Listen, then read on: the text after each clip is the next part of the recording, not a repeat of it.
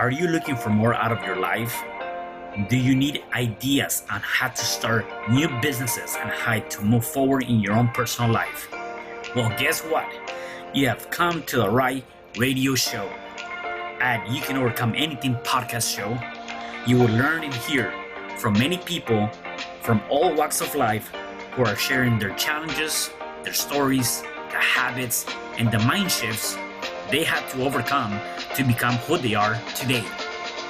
On top, you will get a chance to connect and see how you can overcome anything by networking and learning about your next move through this radio show. I present to you our great speakers at You Can Overcome Anything podcast show with your host, CesarRespino.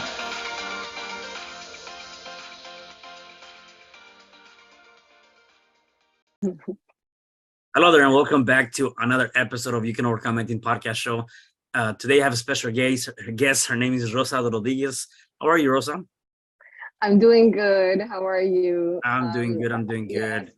Yeah, no, definitely. So Rosa is a business coach. She helps mompreneurs create their own high-ticket coaching program, even if they are still working a 9-to-5. Yes. And definitely we're going to get to know more about that and more about that journey and how that came about. Before that, though, Rosa, tell me a little bit about your background and how was your upbringing? Yeah, I mean, I grew up in the Dominican Republic. I came here when I was about 15 years old, and my dad was always an entrepreneur. He had his own business, and that kind of motivated me to get out of the corporate world and come into, and become an entrepreneur. But in 2013, my dad decided to sell his business and retire so that he can, start enjoying his life with his family, go on vacation. And then a couple months after he retired, he was really happy during that time. A couple months after he retired, he got diagnosed with cancer.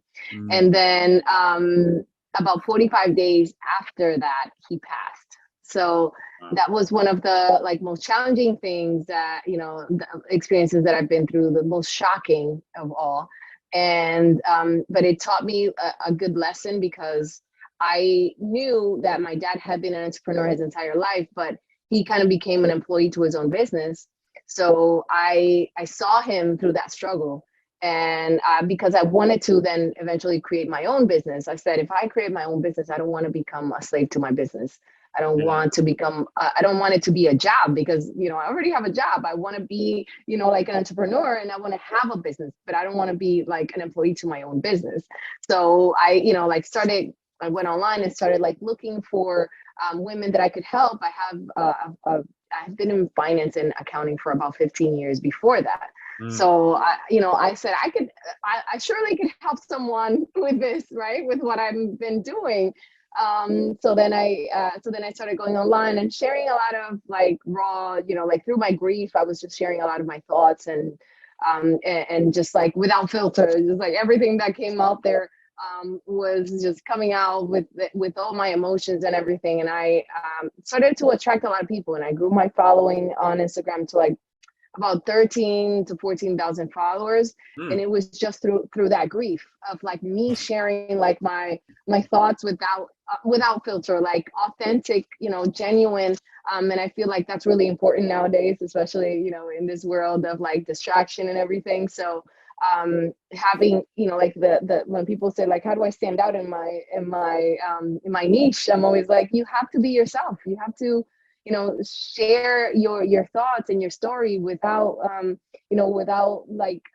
filtering them, without being afraid to share the details, because there's people that need to hear those details, right? Yeah. And I'm sure that's why you do what you do, right? Because you want to share those stories. So no, definitely. Yeah. And I really love what you mentioned, what you said, that you had to turn your grief to a purpose, right? And I always tell people that sometimes, from pain, a purpose is born, right? And unfortunately, some people don't want to see that grief or that pain.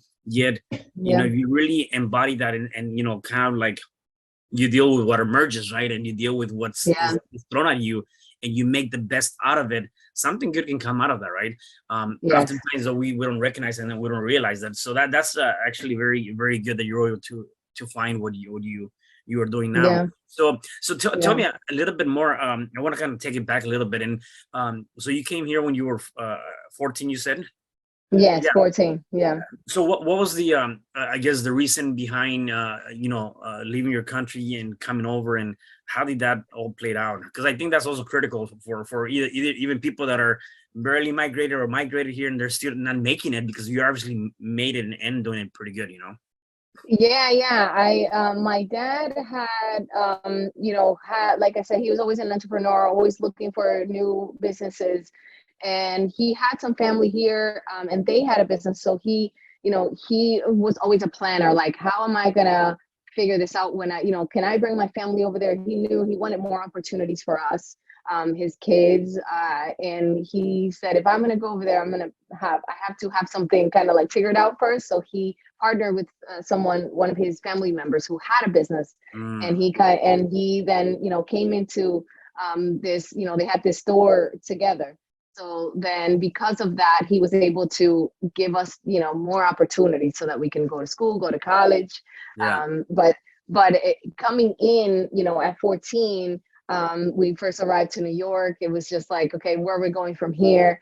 Then we came to Connecticut. Like, okay, my dad's like, I love the city, but he had lived in the city before. So he's like, yeah, I can't do this like craziness. I have to be in the suburbs. So we moved to Connecticut. And here was this where he had the family and the stores and stuff, and they helped him out. So one thing about us that we're just like, we're all family. We're gonna figure this yeah, out, and we yeah. help each other out. But after a while, you're just like, like they help you out as much as they can in the beginning, but then you're like on your own, right? Right, exactly. Yeah, yeah, Like, all right, now you guys are good. You guys are yeah. good. Okay. You're settled in now. Make it happen on your own. Yeah, Right. Exactly. And I kind of got that drive from my dad, because I knew that, he would always just do something and then figure it out. He would figure it out whatever way he could. When I got into high school, and I wasn't in the best high school around here, it was just like whatever they assigned us in the area that we were in. And my dad had like a corner store. So yeah, it wasn't really the best area. So I was just like, hey, this high school, great. This is where I have to go. They brought us into like ESL classes, like, yep, kind of mixed. And I said, I actually, if I stay here, I saw all the kids that were in there, and they were all speaking still Spanish, like mhm, just Spanish in the classes. And I'm like, how long have you guys been here? So you guys still speak Spanish in the classes, and you're not trying to learn like fully that, commit to speaking English. So I said, you guys, I need to leave. I need to change to all English classes. So they yeah, changed me, and I threw myself in the fire. I was like, if I'm gonna go and if I'm gonna learn, I need to be in a place where they are speaking the language that I want right, to learn. So I went in all English classes. And it was like rough the first year, but I picked it up, and it turned out well, because now I feel like like it paid off. Now people are yeah, like, oh, you speak very well. I don't hear your accent so much, and although when I get excited, I'm like, yeah, there's my right, yeah, accent. Hey. yeah. No, that's cool though. Now, Yeah. besides that, I mean, how was the move for you? Like, I mean, was there any challenges? How was that going from? Because obviously, from a culture perspective, this is definitely different, Oh right? yeah. And Oh yeah. talking about the fact that coming into the states, you didn't speak the language, so that's also a different element. um did Yeah. you Yeah. was it difficult for you? Was it any challenges, anything that might have happened during that transition? Yeah, I mean, it was really the schools in my country were a lot different than the schools here. So that was just very challenging, because I felt like I did, and like kids here would not be as respectful to the teachers and stuff. And Mhm. when I was back there, I felt like I needed to sit still, be quiet, and listen to the teacher. And if you said something, disrespectful or something like that, it's just like, okay, I'm calling your parents. But here, I felt like like the kids were just doing whatever they wanted. I was just like, is this, like this is okay, this is different. Um, but it was just like it was like lost in translation. I was like lost in translation for a little while. Mm, I felt like, like I didn't, obviously you feel like you don't belong. right, And my parents, I mean, I'm sure you share this, like, our parents, they don't really know. They're just like, okay, Right. here's what, like, just go to the school and, they'll tell you what to do. Just go. You'll be fine. Don't worry. You'll be fine. Exactly. So my dad didn't know, like, oh, you have to take these classes or that class. And I was really just looking for some guidance. So I was just like, I didn't know what to do. I remember, like, they told me I had to go to band, like I had to take a band class. Yeah. And I'm like, all right, so what instrument do you pick? Like, there's like all these instruments. And I could have picked the smallest instrument, but I picked the saxophone, like the biggest thing you Wow. could find there. Yeah. And I was like, oh, why did I? And afterwards, I felt like I was afraid to say, like, can I change my instrument because this is too heavy? Yeah. Right. Yeah. And I remember bringing it one day in the class, on the bus, and someone tripped over it by mistake. Oh, man. And then they wanted to fight me. They were like, why do you, like, you just made me trip, like, because of you. And I was just like, I didn't even know what to say. I was just like shell shocked, like, okay, I'm sorry, like, I'm sorry, I didn't mean to do that.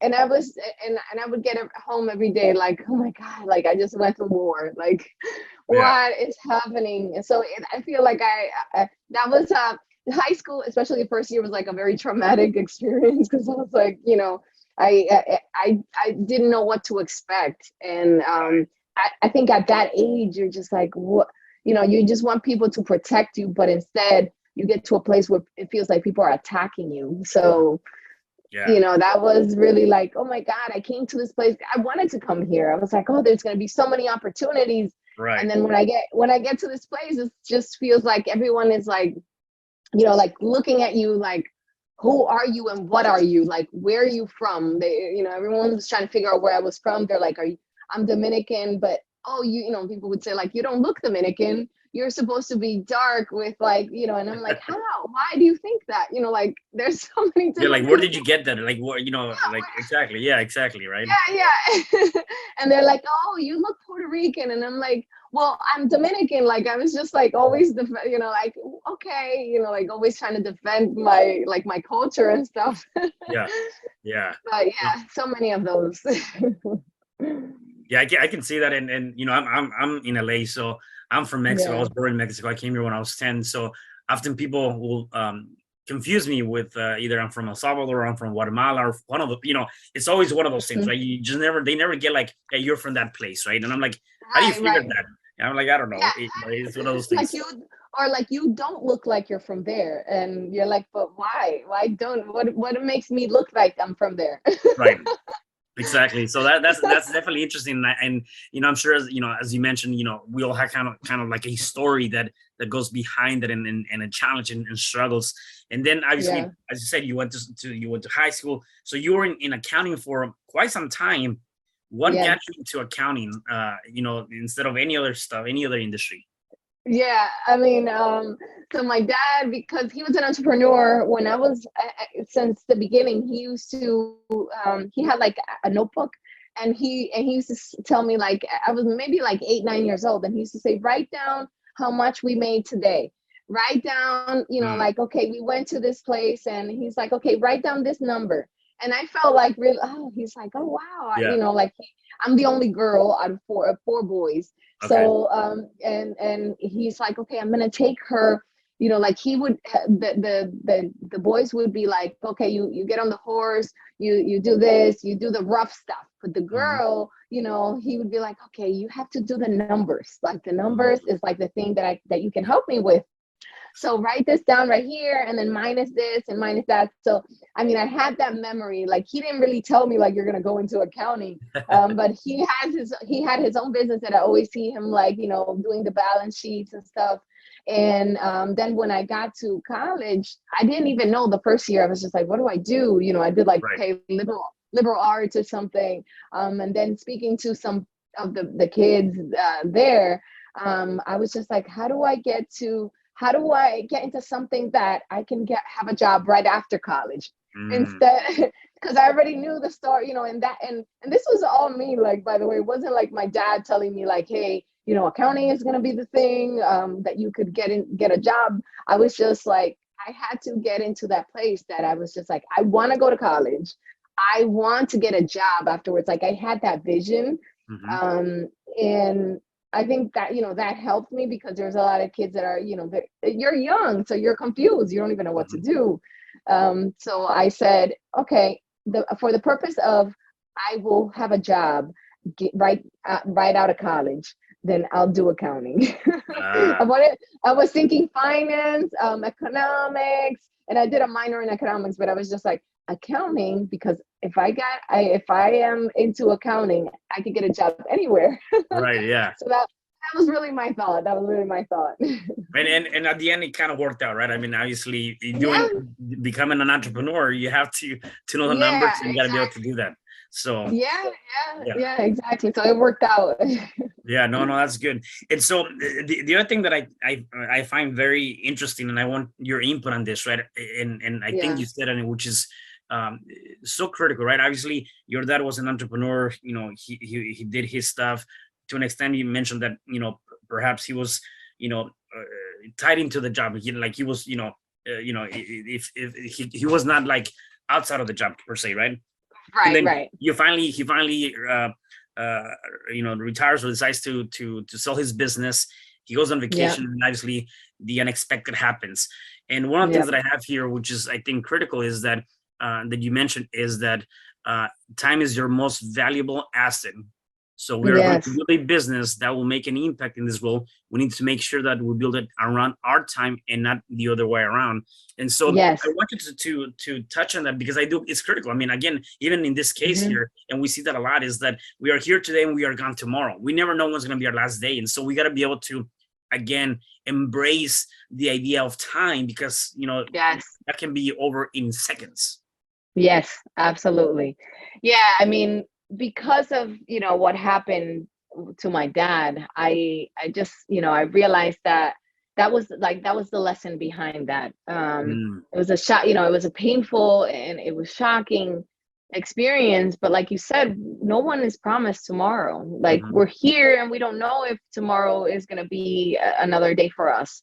So when we are building something, when we're building our business, sometimes we get lost into like that like the process of getting somewhere. Like, there's somewhere that we need to get, and we forget that this process, like this journey that we're going through, this is our life. Like, this is the thing that we need to make sure that we enjoy, that we enjoy the process, that we leave something that our kids can remember us by, that we leave a legacy, that we are able, like that we can do this thing together. Like, I do this business, my kids are involved. Like, I told you my kids are downstairs right now Yeah. playing around, so that I am not lost. Like, I'm not lost inside the business, but that I built something that can be done around my time, around the Mhm. memories that I'm building with my kids.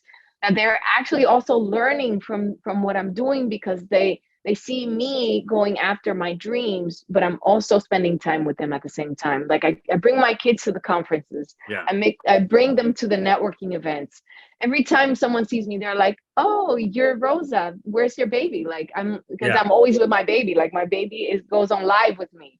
My, Mm. like the kids, whenever, if one of my kids walks in here, I'll say, "Hey, say hi, this is Yeah, yeah, yeah. Caesar." So it's just being, like, sometimes we think about, I'm going to do this so that I can become successful and have money. Like, money, yes, is a tool and everything, and that's great, but it's nothing if you don't have the time. Like time is way more, infinitely greater than money, because Right. money you can get back, money comes and goes, but time you can never get back. Right. So Yeah. we have to do things keeping that in mind. And sometimes I make decisions in my business knowing that time is my biggest asset. Like, instead of, Mhm. right now I have someone who is a babysitter taking care of my kids downstairs. So yes, I do spend time with them, but I also have her, just to help me out with other things that I need here. right? And I could be doing all the dishes. I could be doing all, like cleaning up the house, but I have someone to help me there. I have someone, who helps me edit my videos. I have someone who helps me post my posts on social media. Like all the things that I feel like could take time, that that I don't necessarily need to do, I can delegate. And I feel like that's the barrier for a lot of solopreneurs and entrepreneurs when they're starting out, and they feel like they need to do everything themselves for a long time until they're like actually successful, until they're making like six figures and they're like, okay, now I can hire someone. And actually, that's the thing that was stopping me from breaking that, from getting into being a business, because having those people, having a team is actually what's going to take you to the next level. So Right. yes, that's what I think about. I think it's really powerful to know that time is your biggest asset. Yeah, and that's a huge lesson there too. I mean, Yeah. again, being able to delegate as much as you can, and not Yeah. waiting to getting to a particular, financial goal or whatever that might be. I mean, if you can if you Mhm. start small, right? I mean, you don't have to go all Yeah. out, but start small. Whatever's, Yeah. you get a virtual assistant or something for a couple of hours to help you with that, right? Exactly. And I think you're ready to hire before you feel ready to hire. Yeah, yeah. No, that's So true. Yeah, yes. and the other thing too, when we're talking about the time and the asset, and being able to do that, and recognizing that, is that you're right. I mean, money's a vehicle, except I would say the vast majority of people focus so much on the money aspect that they forget to take the time out. People. I mean, when I used to work for a 9 to 5, working at a company, I had a lot of hours of vacation, and I'm like, no, I'm too busy. There's so many projects, and I would not take vacations for years, right? And Yeah. so that's one thing that we sometimes forget, is like we don't take that time, to one. Rejuvenate, and to go get out of, be ready for the next phase. We don't do that. Yeah. The Yeah. second thing, I know for a fact that happened to me, is that we sometimes also neglect ourselves, our family, or whatever the case may be. And again, something happens, you lost all that time. And so for me, I've lost relationships. I lost a 10-year relationship. I lost I was overweight because I was like always eating out, eating hamburgers and, really bad stuff. And I've never been a guy that's overweight, except I let myself go. Because again, Hmm. we're so busy of, I got to make this money. I got to make this money. I got to make this money. And you forget Yes. all the elements, right? Yes, absolutely. And to me, that was also, one of the things that I was forgetting. Like I was, the feelings and the things that are inside of us, like we don't take care of, and we just keep going. Like keep, like, oh, we have this culture of like hustle and grind, like keep Right. going, going, going. And if you are not doing that, like you feel like you're not, like you're not doing enough, right? And then we forget to process like all the things that we have inside. And like you said, you were using food, for example. I was using alcohol. Like I was using wine. Like I would get home and I'd be like, I'll just have a glass of wine, and the next day I'll just have a glass of wine because I had a long day, I deserved this. and Mhm. i and I wasn't actually taking the time to process my feelings, so I was processing the feelings in an unhealthy way, just like Yeah. some people use, food or social media. I was using wine or alcohol. And Right. it's not that I was an alcoholic. I was just like, I was using that as like, I feel bad, I feel sad, let me just drink a glass of wine today, because that will help me, unwind the day. Yeah. I'll feel so much better after this. um Right. so so I kept all those feelings just inside, and they kept bottling up and bottling up, and that was actually becoming my barrier, and I Mhm. didn't even know. Yeah. So, like we have to, like you said, take time to process and to take care of what's inside, because that's like the thing that, even though we don't think about it, because we're just like, okay, go, go, go, go. When we actually take the time to stop and take care of that, we see how much we had to process, how much we Yeah. had inside. No. Like, Yeah. oh No. my God, Yeah. that's a lot. No, I for sure, definitely. And so I definitely encourage everyone to look deep down and make sure that you're following the true purpose, not just the profits. I always tell people, Yes. If you're following, if you're doing things for profits, you're doing it wrong. You have to do it for Yes, purpose, and the profits yes. will come down the line. Thank you. They will follow. Yeah. Exactly. Yeah, That's no, perfect. definitely. So obviously, there's different things you could have done as an entrepreneur, right? And Yes. did you initially decided to become a coach for moms? Was that the first thing you decided to do?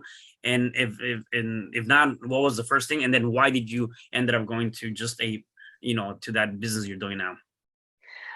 Oh my God, I went through so many levels of it.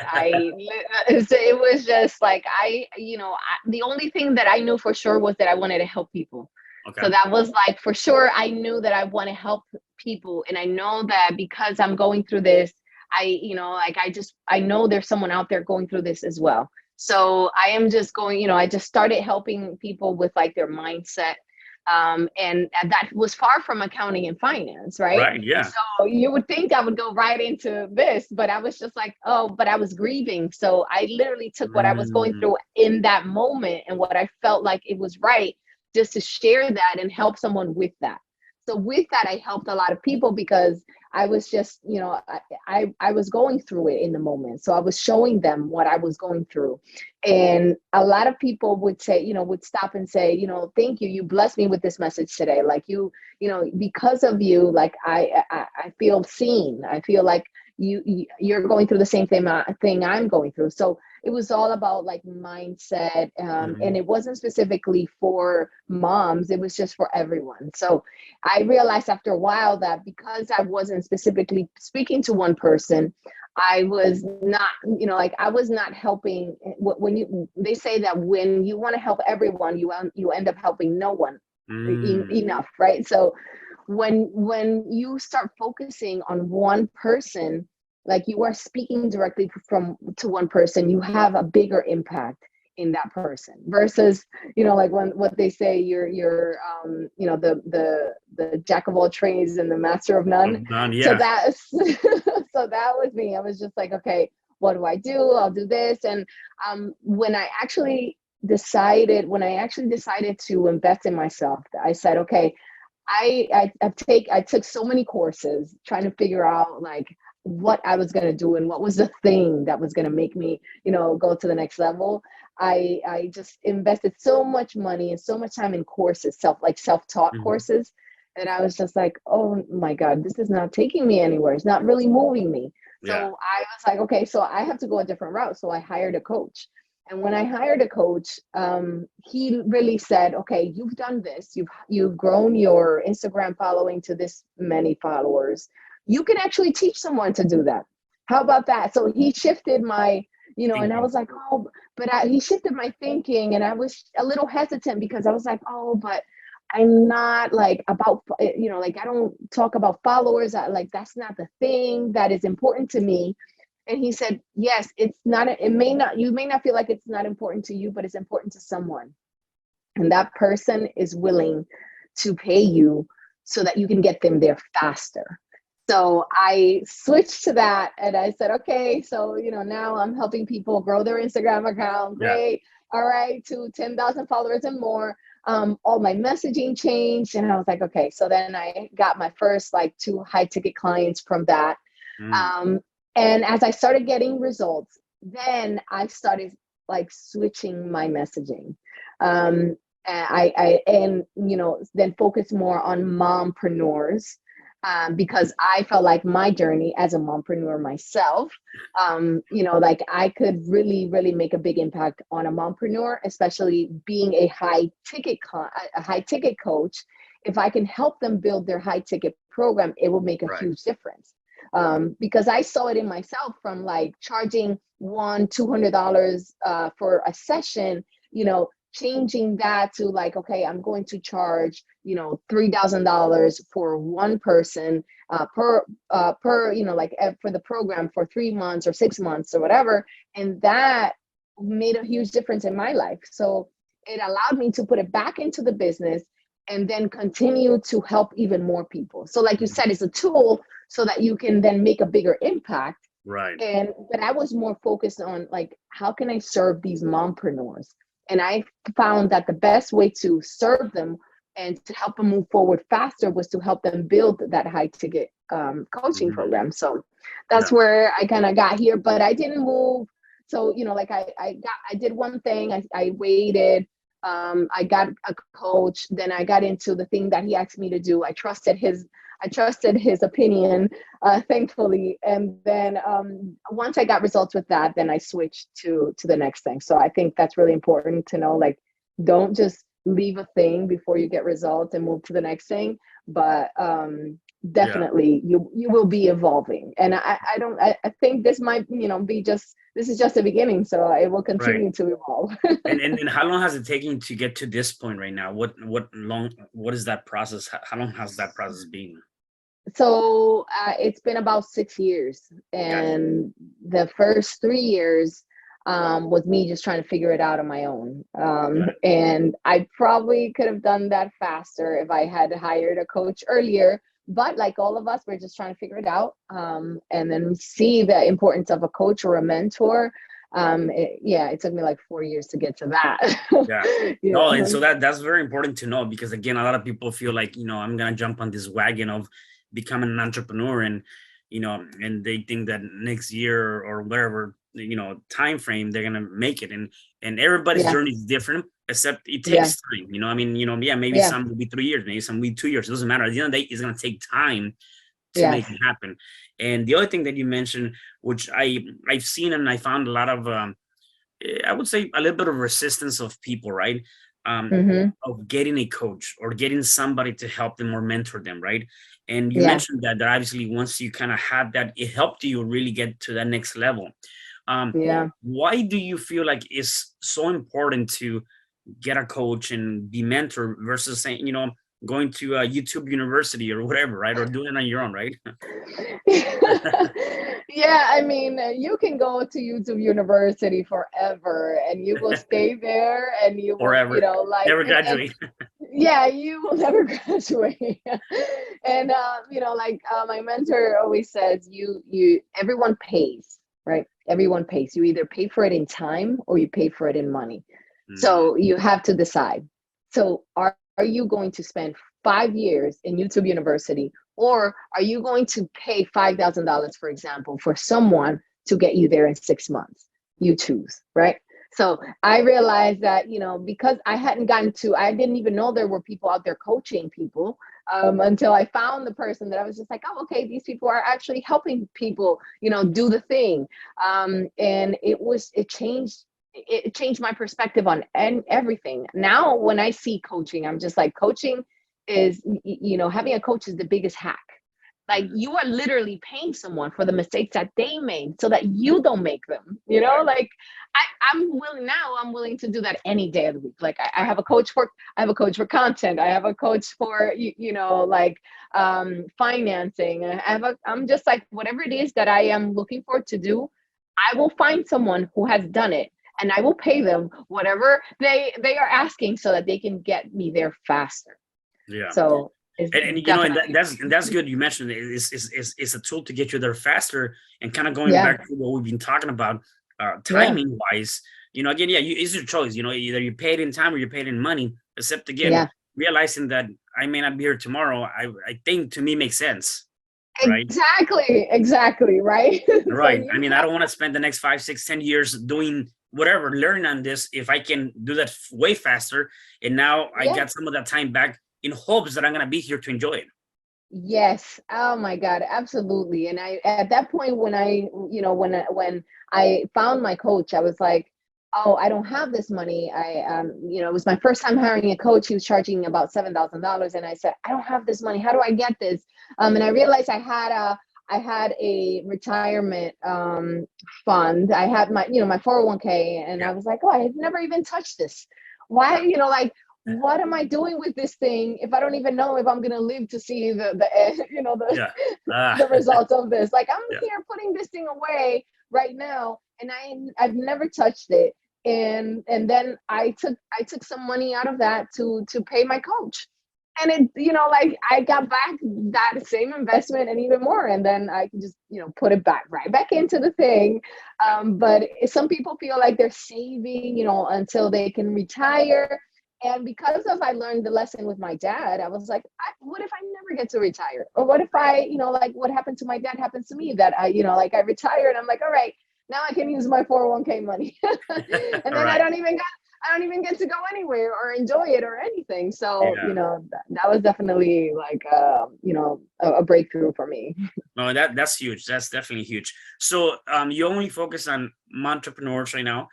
Is it a Yeah. specific niche or whatever kind of whatever business they're doing? You're coaching them.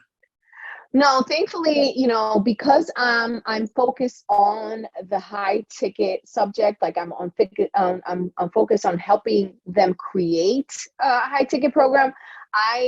It doesn't matter what business they're doing, Gotcha. even if they're not a coach. Like there's some people who are not coaches and they still have an experience that they can help someone else with, which all of us do. Then Hmm. I can just help them turn that into a program, Got right? it. Like one of my clients recently, who I started working with her at the beginning of October, and she's a new real estate agent. She's been in real estate for about a year. And she's like, oh, but I don't feel like I'm an expert yet. And I said, yeah, but how about the people who are not agents yet, who want to become agents, who Right. then want to get to their first deal? So then we agreed that's what she's going to do. She started talking to people about that, and she already has her first client. Like Wow. in 28, like what, 24 days since we've started working together. And she's already secured her first $5,000 client. And, Wow. this was in 28 days. So Wow. it's all about owning, like it's a lot about mindset, like a lot about you knowing that you're worth that, knowing that, there are people out there who are willing to pay that much, who know already the value of you if you see it in yourself. But you first have to see yourself the way you want people to see you, so that you can Gotcha. pass that along. Yeah. So yeah. Those are two major things you just mentioned there. Number one is there's always going to be somebody that is behind you, or always, behind the process. Yes. And a lot of times we get hung up on the idea of, well, I'm new to this business or I'm new to that. And Right. in this case of an agent, it's like, well, you've been doing it for a year. Or even if Yeah. you just got became an agent today, guess what? Yeah. You just got licensed. You have a license. That person Right. still does not have a license. So there's always going to be that process. Exactly.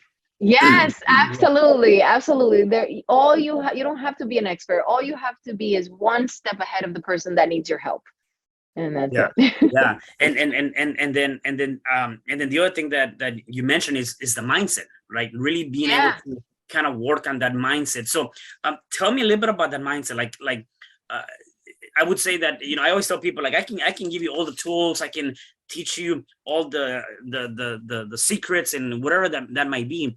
And I tell people, if your mind is not in the right place, sooner or later, Yeah. it's not gonna work, right? And so, Yeah. uh, a while back, I'm in real estate too, and so a while back I used to have a coaching program for people that wanted to get into real estate investing, and really the Okay. very first module that I would Hmm. spend with them, it was all about the mindset. I didn't even talk about real estate. Like my very first Yes. session was, let me talk to you about the mindset and talk to you about Yes. those things. Let's work on that first, and then we can go into Yes. the real estate in this case. Tell me more about Yes. that. I think that's huge. Yeah, absolutely. I feel like that was the thing, like after I had time to focus on, decided to focus some of my time on mindset, and knowing that mindset is like the foundation to everything, not, like just your coaching program or my coaching program, like everyone's, when you're coaching someone, the first thing you need to do is help them with their mindset. And that might not be the thing that attracts them to your program, right? But it's Right. the thing that they need to actually get to the next level. So, like number one, you are programmed from your entire life to believe one thing, right? And you've been fed all of these beliefs. And what we need to do as coaches is help them get to that place where they become the person that can do the real estate investing, that can do the high ticket coaching program, right? So if they're not that person, they can't do the thing that they're supposed to be doing. So first we have, the mindset always comes first to me. Like Mhm. that has to be the foundation. I always talk about my 3-year-old who, he he was always trying to open the front door. He was always trying to open the front door. He would go and like play with it, play with it, play with it. Like every time someone left, he would go and try to open the door. But he wasn't he hadn't gotten to the place where he could actually open it, because he hadn't tried it enough times for him to Mm-hmm. actually get to open it. And then one day he got to the front door, he tried it one more time, and he opened the door. Wow. Yeah. And I say that to say this, like, you sometimes want to skip that process of like trying to open it and trying to open it and trying to do it and trying to do it, and messing up and failing at the thing, right? Failing over and over again. Like, he tried so many times to open that door, but every single time it wouldn't open, and he never gave up. He Yeah. still said, you know what? Tomorrow I'm going to try it again. Tomorrow Yeah. I'm going to try it again. Every day he would try it again until he actually did it. So, like, he had to try it so many times that he then became the person who could open the door. But us, like, we sometimes we want to forget, we forget the part about becoming.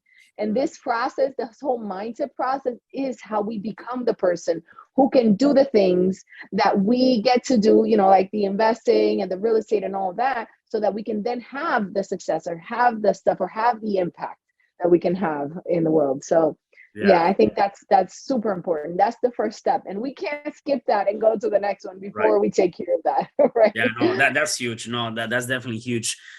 So do you work with clients all over the place, or specifically any areas or any Yeah, state? I mean, anywhere, I've helped people in all over the world, like, I was just speaking about one of my clients that was in New Zealand.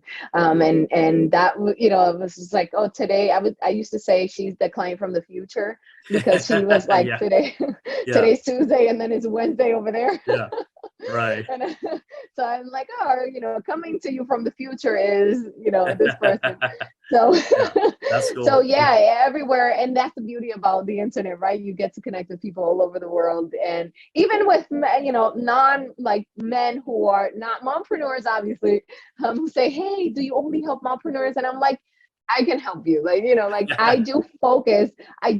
And that's sometimes people hesitate in, creating one avatar, creating one person, because they feel like, oh, well, am I, kicking everybody out of the, Yeah, oh, nobody else can join. And I'm like, no, I mean, yes, I do focus on that, but with that, I help other people. Right. gotcha. So because you're sharing, you're focusing on that one person, you attract those people, but you also attract a lot of other people at the same time. So that's really important to say. Oh, that's huge. That's huge. So, how can people get a hold of you if they wanted to learn more about you and maybe sign up with you? Yeah, so I'm most of my audience is on Instagram. My handle is at I am Rosa Rodriguez, and that is my only page. I am Rosa Rodriguez on Instagram. On Twitter, I am Coach Rosa. On Facebook is Rosa Rodriguez, and on YouTube is also Rosa Rodriguez. And just send me a DM. I have a class coming up on November 5th. It's going to be all about how you can create your irresistible offer, and that, into your high ticket coaching program. So that's going to be really helpful for those people who are, like, thinking about, oh, what do I offer? What do I offer? And Mhm. how do I make it Yeah. irresistible? How do I make people like actually want to pay me for this thing? And that is coming up on November 5th. And you can go Mhm. to iamrosarodriguez.com to sign up for that. So Yeah. No, that's that is it. awesome. Yeah. So, a couple more questions for you. Do you have any habits, rituals, anything you do on a day-to-day basis to just kind of keep you, obviously being a mom, with your kids and a 3-year-old and Yes. a newborn to an extent. Obviously you're busy, and then your clients, and Yeah. you have so much going on, and then also I know for a fact too, when you're helping other people, you know whatever their challenges are going through, that sometimes comes with you, right? So what do you do to stay Yeah. positive, to what are your rituals, daily habits? Yeah, I mean, I think it's I learned this from Tony Robbins, that he said, you know what, I people always congratulate me for all the things that I'm doing, but I actually built this person habit by habit, like step by step, right? Mm, So I just started to think about all the things that that the person that I wanted to be had in the future, and then I started one piece at a time, kind of adding or removing the things that didn't belong there, right? yeah. So like, like drinking, I didn't see myself in the future, or the person that I saw myself as didn't have that habit, so I removed that from my life, right? In the morning, I'm like, okay, so the person that I want to become works out in the morning, so I make sure that I, wake up, and I do, I get on my treadmill, and I do some walking. I even, if you go to my Instagram, you'll see that I share thoughts as I'm on the treadmill. I call it the treadmill TED Talks. Oh, nice. I love it. So Yeah. so I do that every morning, and also at the end of the day, how a lot of people have like a to-do list. What I do is I write down a done list. Yeah. So instead of having a to-do list, I do a done list, because that done list just is like a reward for me, that I did all these things today and I got that done. And then it just motivates me to keep going the next day. So, Yeah. that I think it's a big thing for me, being like practicing gratitude. Yep. And I feel like the more grateful I am for things, Mm, the more things I attract. So I try to like feel visualize myself where I am going to be, and then like, soak myself in that feeling of gratitude, that I'm like, wow, that's going to be, that's amazing where I'm at. Like, I actually picture myself in these places, right? yeah. This is what's going to happen. Like, I have no idea how it's going to happen, but I know that it will come. And I feel like that's how, you attract more things. And one last thing is having clear boundaries, right? Mm, And knowing that, you can ask for help. As a mom, I think that that's really important. And that, sometimes we say yes, and when we should have been saying no. And, having those clear boundaries in place, I think is definitely going to change everything, especially for a mompreneur. So yeah. that's how I do it. Yeah, and when you talk about boundaries too, a lot of times it's a little bit challenging to Yeah. create those boundaries with family members too, right? Yeah. And so, how do you go about handling that? Because Yeah. that could be, it could be very Yeah. challenging, right? Oh yeah, absolutely. And I have a therapist myself, so I've had to Yeah. literally work through things that I've had, to overcome, like people pleasing, or Mm, being, always saying yes to people because I just wanted them to like validate or like me, or feel like, I was the one that would always raise my hand and say, yes, I can help. Right. And now I'm thinking about how can I take care of me first. And I know that when I set those boundaries, because they've always been used to getting it a certain way from me, when I set those boundaries, I'm going to get my therapist calls it flack. Like, you're going to get some flack, which means you're going to get some resistance from those people, right? So that can come in different ways. It can be like, you know what? I said I was going to pick up the kids and this time, but now it's your turn to pick up the kids. And it can come like, oh, like, oh my God. And you just have to, like, you have to stand your ground and know that there's things that there are people around you that they're working through that are not yours to work through. This is, like, you have to stand firm on your decision, because you know that eventually they'll start getting used to it. But at the beginning, there's always going to be that flack. There's always going to be that resistance. And it's going to take a few times for them to get it that, like, you know what? She's not backing up. Like, she's not going back to that person. So, I feel like always you have to stand your ground and allow them to know the new boundaries and know the new person that you are, and that you're becoming right now. yeah. So And I think sometimes, that's a plus. unfortunately, you might the people might end up falling off, right? I mean, they might end up just Yeah. giving up, and, Yes. and sometimes Yes. we're afraid of that too. Like, no, I don't want this Yeah. person, To whether it's leave. a Yeah. family member or a good friend. Like, I don't want them to live, to stay Yes. away from my life, or not be part of my life. Except, again, Yeah. when you create those boundaries, they might just by themselves end up falling off, right? Yeah, absolutely. And I've And you had a cannot be lot afraid of of that. that too. Yeah, and you can send, I always say, send people love from a distance. Like Yeah. you can still love that person, you know, if it's a family member or whatever, you can still send them love. You can talk to them from time to time. But it's not like, but you know, if they fall off, like you said, if they take their own path, I'll let them, you know, and just continue doing the thing that you know you're meant to do. Yeah, So and that yeah. recently happened to me too, with somebody too, and I had to build those boundaries, and it became ugly. The person saw me as I'm the bad person, and all these different Yeah. things. And I said, you know what, Yeah. I stand my grounds. It is what it is, and almost I would say 12, almost a year later, recently Yeah. reached out to me and said, I've been wanting to talk to you, and I said, all right, I hold no Okay. grudges. I hold no Yeah. grudges, because again, I also, like you, I value time, and I'm not gonna spend Yeah. my energy and time on something that didn't serve me, and so yeah, Yeah. we can definitely talk. No worries, kind of thing, right? No worries. So Yeah, you should exactly. never hold grudges either with anybody, for that matter. No, yeah, no, absolutely. I also, you know, you holding something against someone is really you holding space for it. And Hmm. and you need to release the space so that other things can take that place, right? Yeah, So yeah, no, that's really definitely, important. definitely.